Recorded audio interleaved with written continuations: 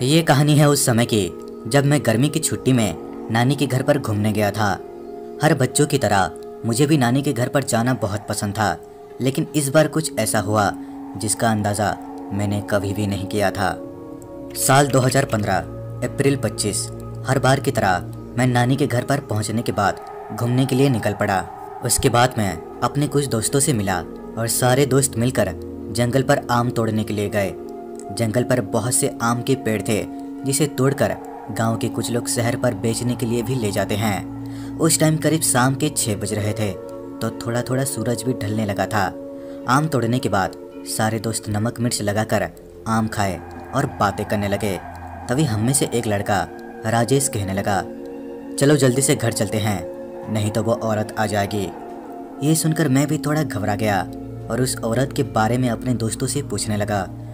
तभी मेरे सारे दोस्त कहने लगे, एक दिन सुबह के 5 बजे एक कुत्ता अपने मुंह पर एक आधा जला हुआ हाथ लेकर खा रहा था।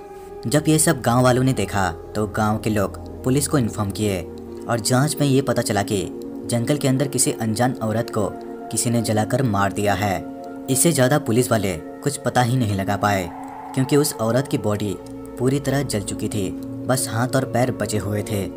लेकिन इसमें सबसे चौंकाने वाली बात तो ये था कि उस दिन के बाद से सूरज ढलने के बाद जंगल पर एक औरत की आत्मा घूमती है, जिसका चेहरा पूरी तरह जला हुआ होता है। और उस औरत को जो कोई भी देख लेता है, या तो वो मर जाता है या फिर वो पागल हो जाता है।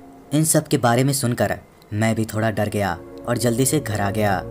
रात के ठीक 10 बजे मेरे मामा जी कुछ ज़रूरी काम से शहर गए थे, लेकिन वो जैसे ही 11 बजे वापस लौटे तो सब सामान को फेंक कर वो नहाने लगे।